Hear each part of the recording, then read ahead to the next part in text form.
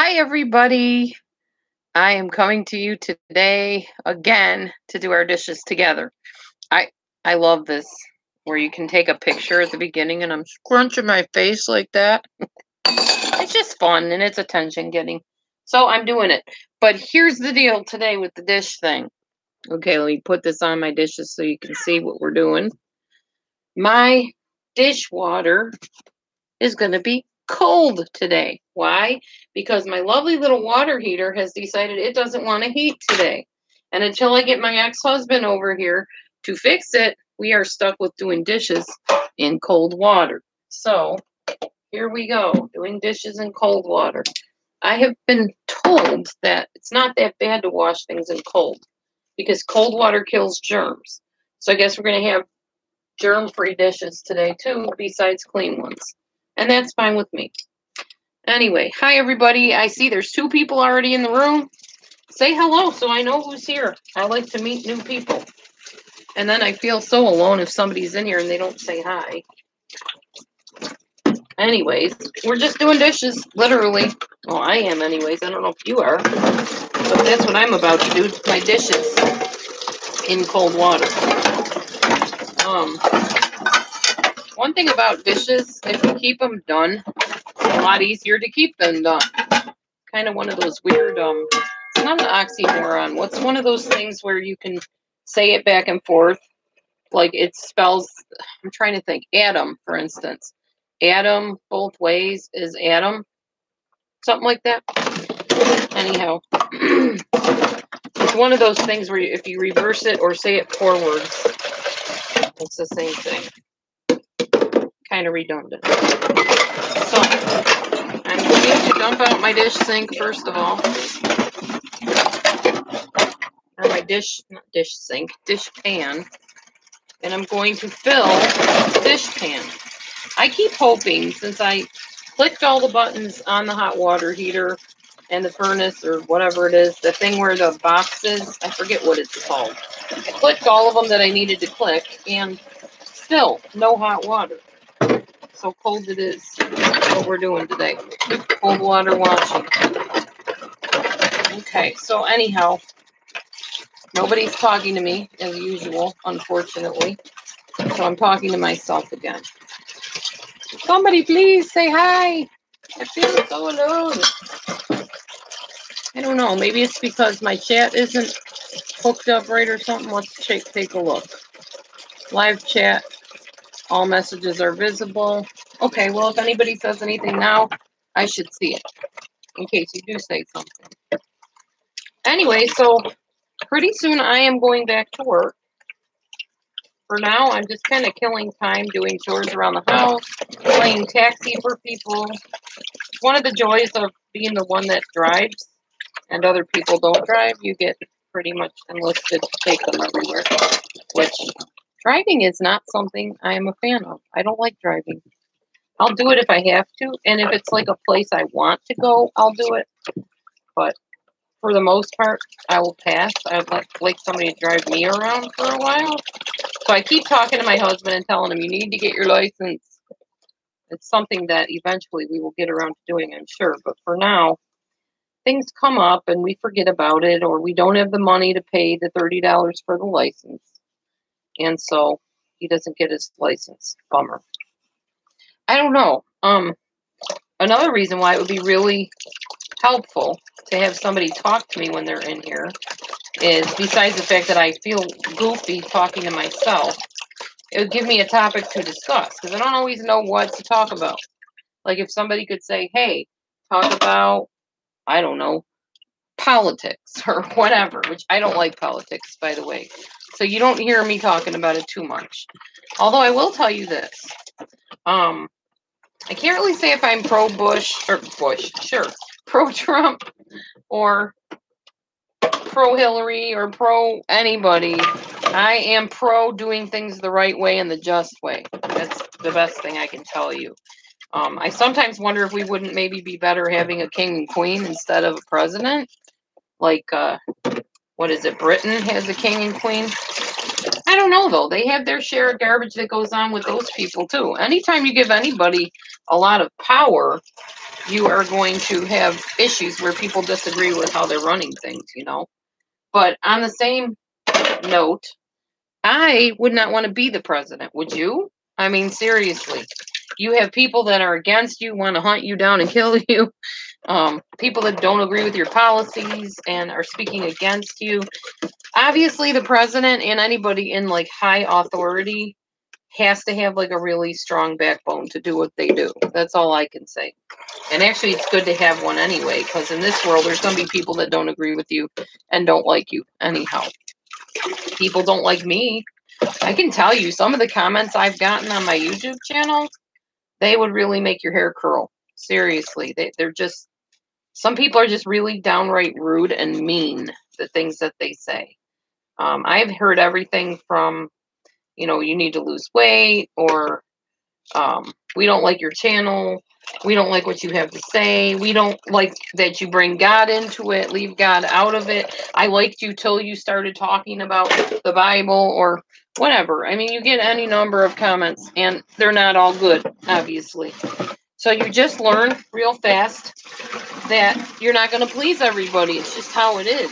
People are not going to like you in life, and there's not much you can do about it.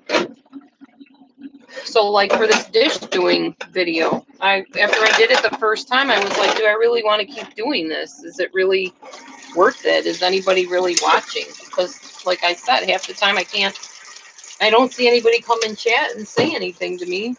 So it's like, why am I bothering to do this? And yet, right when I feel like, oh, this is futile, why should I do this? I open my email and somebody comes in and says, you know, not in, but writes me and says, keep doing what you're doing. I like your dish doing videos. I like doing dishes with you. So then it's like, okay, well, I guess I'll keep on going.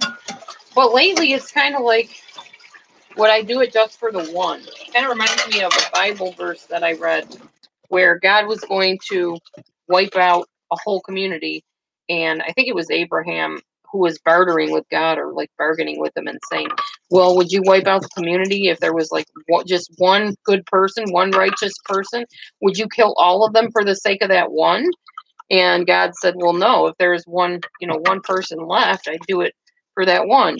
Well, it's kind of how I feel about my videos. If there's one person that writes me and says, no, keep on doing what you're doing, I like it, it's helping me, or I'm homebound and I can't get out and your voice is comforting me, whatever. If there's a reason to do what I do, I'm going to do it, because that's just how I live my life in general. I do things to bless other people and to make other people feel encouraged and happy. So I just keep on doing what I'm doing. Anyhow, yeah, I'm trying to come up with topics to talk to you about today. I'm heading into my counselor in a little while. I guess that's another thing I could talk about. People hear me counseling people or coaching them or giving them advice.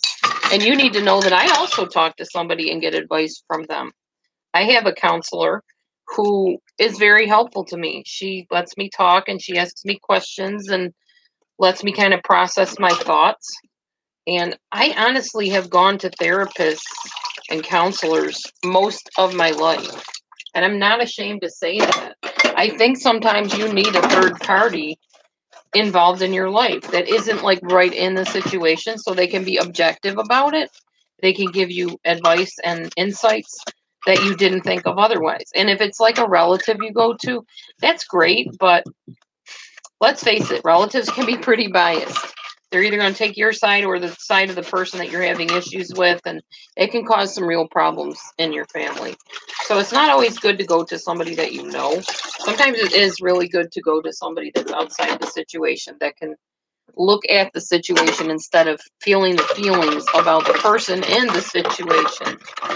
And on the flip side of that, if you are with an abuser, don't lose your objectivity and your ability to seriously look at things the way they are. I think the biggest thing, let's talk about that, since that is kind of what my Delusion Dispeller channel started with, was helping people that are in narcissistic relationships. And I think I could say quite a bit about it. So I'm going to stick with that topic unless somebody comes into this chat time and asks me to talk about something else. If you are with somebody that abuses you or neglects you, ignores you, mistreats you, 2 times you, whatever you want to call it. Examine some things to see if you might be with someone that has narcissistic personality disorder traits. What do I mean by that? First of all, what a narcissist is not. And I've said this on other videos, but for the sake of having something to talk about, because I have a lot of dishes here, I'm going to talk about it anyways. Again, first thing is somebody that lacks empathy. What is empathy? Empathy is not just, oh, I feel sorry for you. Empathy is literally almost being able to feel someone's feelings. Like, kind of like animals, okay? So you walk down the street and you see a bird, and the bird is limping along on the sidewalk. And you're hurting for that bird because you're like, oh my gosh, that poor thing, I need to get it some help. I hope it doesn't die. You know, you're almost picturing like you're that lost bird. It's Jen from Ohio doing your dishes. Aw. Oh, that's okay. Yeah, you can't type with your hands wet. I never even thought of that, Jen. Thank you. Don't worry about a topic. I just like your personality. Aw, you're sweet. Awesome. Oh, let me divert for a second on what I was saying. I'll get back to that in a minute about empathy. When you said you like my personality, I was thinking of this really skinny, I think she's anorexic, this girl. I can't remember her name now, but she has a video channel. And I absolutely love her personality. I think she's so cute and upbeat, but she's so pitifully thin. She's definitely anorexic. There's no doubt about it. Or she has some kind of a disorder where she's super, super thin. And she won't admit that she has an eating disorder, but I think she really does. I love her personality, though, so it makes me happy that you said you like my personality. Because I try to have a good personality. I'm a pretty happy person. I'm pretty calm. I love my kitties. As you can tell, they love me too. Of course, animals are sensitive. They know when they're wanted. They know when somebody cares about them. My kitties right now, I don't think are very happy with me though, because if you watched any of my catio videos, yeah, that's their idea of outside at this point. They can't like go out the door and go outside and run around the grass and get full of fleas and ticks and insects and kill animals out there like squirrels and rabbits and whatever. Not anymore. So they're not happy with me because they used to be indoor outdoor kitties and now they are indoor catio kitties. So if they want to go outside, the catio it is, or they stay in. And yeah, they don't like that very much. They keep sitting near the front door, hoping one of these times we're going to forget they're sitting there and they can run out and be outside in the elements, killing all the wildlife and such. Oh, there goes my kitty. I think she's gonna. What is she gonna do? You gonna get down or you gonna sit? Oh, she's making herself comfortable. This is what she does. I'll show you a view of her. I can't really see her this way, so I'll get to see her on the video. I never get to see her when she hangs over my shoulder like that, but I think it's awesome. She just drapes herself like some kind of a big cat scarf or something.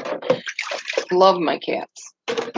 Anyhow, let's get back to what I was talking about as I fill up my dish sink with some more dishes here. I really wish I had warm water. It kind of would be getting things a lot cleaner, I think, if I did.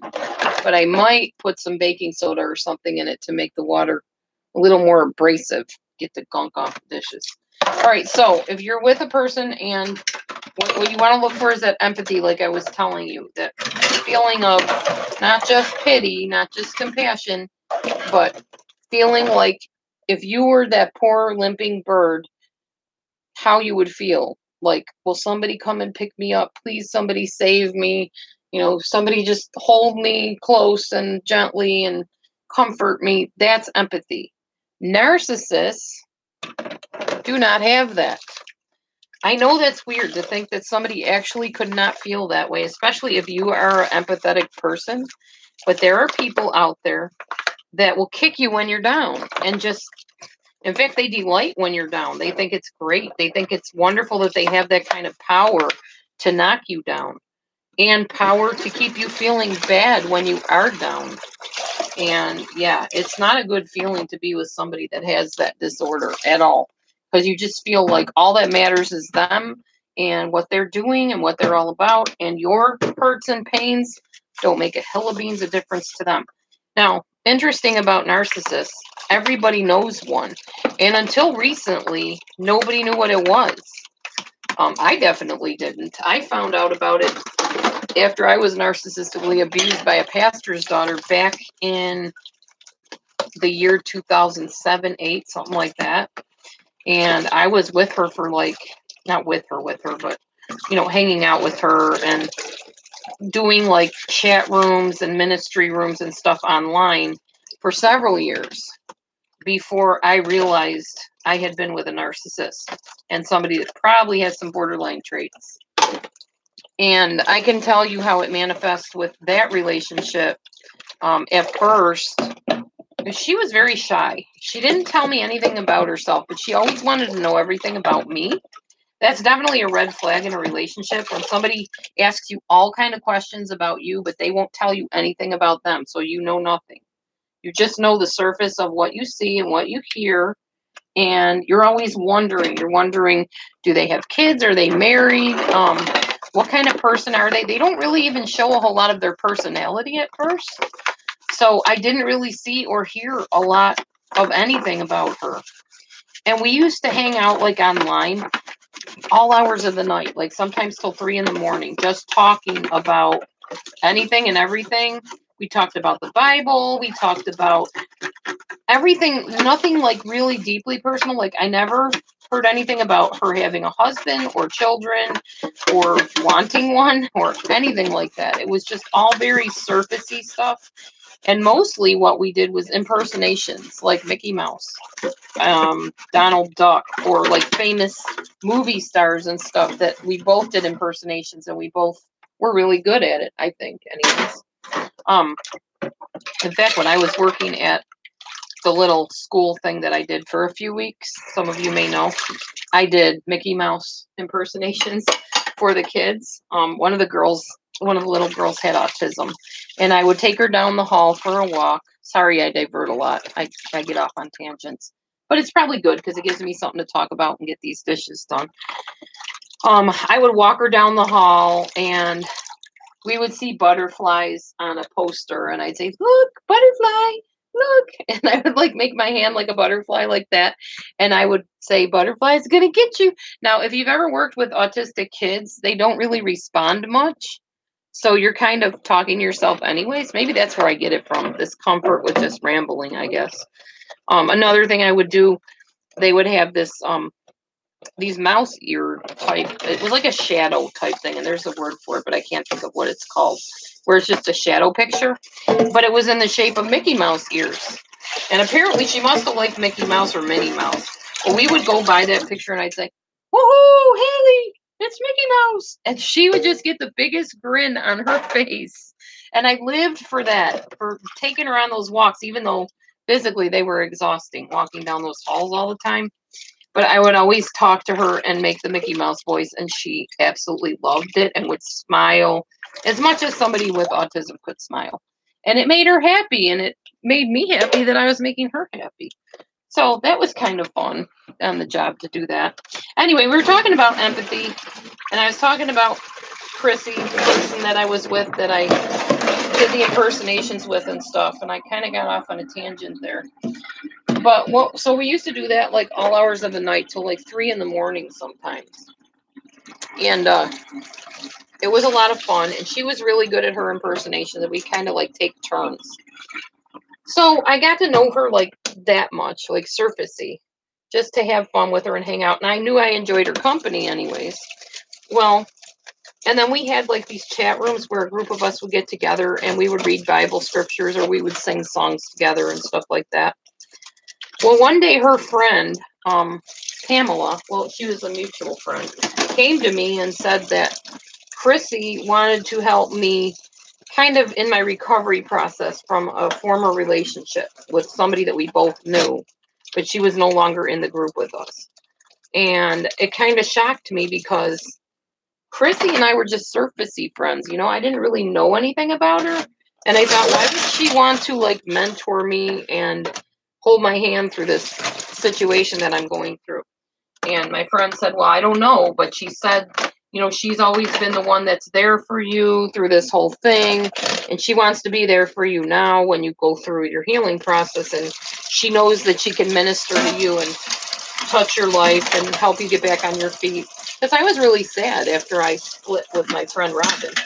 And I thought, well, I'm miserable, I'm lonely, I'm sad. Other than my times when I hang out with Chrissy, maybe there's something to this. Maybe I should give her a chance to maybe minister to me or pray over me or whatever. So I thought, okay, fine, I'll try it. So I went to her and I told her, I said, Pam came to me and said that you want to kind of be my mentor. And I remember Chrissy was like, oh, she did? And I said, yeah. And she said, well, yeah, that's right. And I said, she told me that you felt like you were the one that was always there for me anyways, kind of like a spiritual mom, sort of. And she said, well, yeah, it's true. Look at it. Look back to all the stuff you went through with Robin. Who was there for you? And, honestly, Pamela was the one that was there, not Chrissy. But I thought, okay. And when you want something or you're curious about something, your mind can tend to take you in places that you really ought not to go, I guess. So my mind was telling me, oh, yeah, she was the one that was there. She was the one that, was my comforter during that time. She really wasn't. Pamela was. But like I said, when you want something, you create stuff in your head. So in my head, I decided, okay, yeah, she's right. She was the one that was there. So I went along with that. And she said to me, well, I'll tell you what, it's up to you. If you don't want me, for a friend or your mentor or whatever, that's fine. I will wait here. Remember these words, okay? Listen to me carefully. When someone says to you what I'm about to say, red flags should be waving very high in your mind, and sirens should be going off in your head and in front of your brain waves or whatever. She said to me, it's okay, girly. I'll wait as long as it takes for you to decide what you want to do. But I'm telling you, I already know. Father has already told me. Okay. No, that wasn't just a little bit manipulative, was it? So, of course, I walked off. Well, not walked off. I was online. I sat there and I thought, okay, I guess I need to pray about this or think about this or whatever, and I'll get back to her. So I told her, I'm just not ready to start another relationship right away. I'm going to think about it. She said, okay, girly, you take all the time you need, and I'll be here when you get back. So, okay, I took all the time I needed, which wasn't very long because, mind you, I was already very lonely and thought, oh, this is a chance to have that one special friend, which, by the way, back then, that's how I was. I needed somebody. I needed that one person I could pour all my everything into and have them be my exclusive friend and my best friend. And they couldn't be friends with anybody else or it make me feel very insecure. I didn't like sharing people back then. Now I don't like sharing things. But back then I didn't like sharing my friends or people or anything except on my terms. So if I found a best friend, then I would want them to meet my friends. But if my friends got too close to them, I would start feeling very defensive and very insecure. And that's where I was at this point. So now I found this person that wants to be my pretty much exclusive mentor slash best friend. And I had to think about it. Did I really want this? Well, yeah, I wanted it because all that stuff. She said, okay. And then she started promising me the sun, moon, and stars. She knew people who could publish my poetry. And she knew I sang because I would sing in the rooms that we would have online.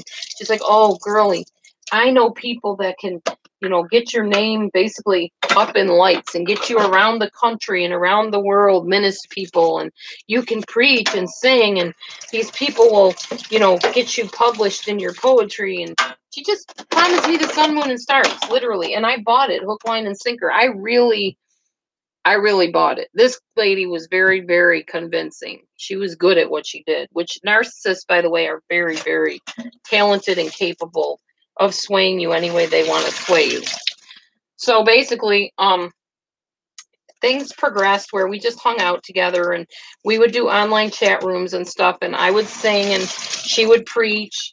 And we had lots of people that would come in the chat room and just tell about how God was really moving in their lives and how blessed they were that we had this room for them and everything online. So eventually we decided, okay, well, we've known each other for X amount of months or whatever. I really want to meet you. Okay, so one thing about Chrissy, she was a missionary. She had gone to Africa, apparently, before she met me. She started talking to me about, hey, girlie, if everything works out, maybe you should start saving your pennies because we're going to go to Africa together. Okay, cool. So I started saving my money up, and I had quite a bit saved, actually a couple thousands of dollars, because these trips are expensive. Missionary trips are expensive. Just a minute, I gotta grab something I dropped on the floor. So I was getting all excited about this trip and stuff, and I'm not going to tell you the whole story because I think most of it's on my videos, and I want to tell you just like the synopsis of what ended up happening and how she turned out to be a narcissist and all that stuff. So I met up with her. I drove my car, I think. No, I didn't drive my car the first time. I actually took a plane to Missouri. That's where she lived at the time. And she picked me up in her Jeep. And I remember the first thing we did. Now, mind you, this was a ministry getting to know you type trip, okay? Ministry. You know anything about ministry? You know that it's, we're talking holy and spiritual and insightful and all that kind of stuff. The first thing we did was she stopped off to have a cigarette and offered me one. So here I am sitting there smoking, thinking, oh, this is cool. I forgot how good this felt because I used to smoke back in the day, back in college for like a few months till I found out I was pregnant with my oldest daughter. So I'm smoking this cigarette and whatever. And eventually we're supposed to meet up with this other lady. At this point, I had no issue with this lady. We were online. We were she would come in the room and kind of help online in the ministry. And we ended up meeting up with her the next day. She didn't show up that day, but she came in the next day. Now, the first day, everything went fine. We were at a cabin, and Chrissy seemed normal to me. I mean, honestly, I think back at it now, and there was nothing to raise any red flags. She was actually acting really upbeat and comfortable with me. Well, when Karen, the lady, came the next day, Karen was like flipping out. Like, I can't even explain it. She was like waving her hair in her face, like hanging her hair really long in her face and growling and hissing. And it was just really odd. Okay. Not that I haven't seen that before. I knew there was deliverance that needed to come, but this was supposed to be one of our ministry partners, and she was messed up. So Chrissy's attention on me as her best little friend and her girlie, as she called me. We were just friends, obviously. She was my mentor. I was her mentee. Everything got focused on Karen at that point. Literally everything. All prayer, all ministry, all conversation, all communication went right to Karen. And I already told you I was very insecure back then. I did not like sharing friends. So I flipped out. Anyway, at one point, Chrissy was doing some kind of ministry thing where she was talking about the alabaster box and Jesus. And she asked Karen and I, if you had something to throw at Jesus's feet, like the alabaster box, what would it be? She said, would it be a relationship that you brought to him and said, I'm giving this over to you? What would it be? And I remember thinking, going, what am I going to say when she gets to me? Because, of course, Karen came first. And Karen's thing was she had some issue with a parent that she needed to get right and whatever. So she's going to cast that at Jesus' feet and all would be well. When it was my turn, I said to her, I don't know. What do you mean you don't know? I said, because honestly, this morning I prayed and I have that type of relationship with Jesus where I just gave everything to him this morning. So I don't have any real, anything I could offer to him. I've offered him everything I am, everything I will be, etc. And I'm thinking here, okay, here's this minister. And I looked up to her like she was so much higher than me. I'm thinking, what will please her if I say it? Because I was feeling really good about the fact that I had this tight relationship with Jesus. So I said, I'm good. I don't really have anything I would cast at his feet because I already have. She looked at me, and I will never, till the day I die, forget the look on her face or her coldness and her words. she got up close to me like this and she said, well, then this isn't for you. Go to bed. I'm like, what? You heard me. Go to bed. Go to your room. I was like, okay. Now, mind you, I was an adult. I was not a child at this time. I was in my 30s. She was in her 30s. She was younger than me. She was 32, I think. And I must have been like 37, but I was the mindset of a much younger person and very insecure, like I said. I can't reiterate that one enough. So I was like, okay. And I went to my bedroom because she was creeping me out. She like totally changed personality and modes. So off to the bedroom I went. And I remember the rest of the day, and I'll conclude this with this story because I'm actually done with my dishes. Thanks to all of you hanging out with me, whoever's here. I went to the room in the cabin, and the next day I remember writing her a letter saying even the dogs get the crumbs. She was still ministering to Karen. And I wanted her to turn and minister to me. It's like, hey, where's mine? I want some prayer. I want some attention. I want you to acknowledge that I'm even here in this cabin with you. Because at that point, everything was Karen this, Karen that. So when I wrote her that note, I remember I set it down next to her on the table or near the grill or whatever. And it said, even the dogs get the crumbs. What's here for me, basically. And she looked at me and she goes, first she said, thank you. And then I came back and I said, well, what did you think? She goes, about what? I said, about the note I gave you. She goes, I don't know what you want me to say. Now, by the way, when anybody ever says that to you, I don't know what you want me to say. That is a borderline personality statement, just so you know it. So if you use that statement, be careful because that shows that there's a problem somewhere possibly. I'm like, what do you mean what I want you to or what I want you to say? She said, I don't know what you want from me. What do you want? I said, well, you were ministering to Karen, you were praying over her, you were paying attention to her. How about me? She goes, oh, well, he's gone.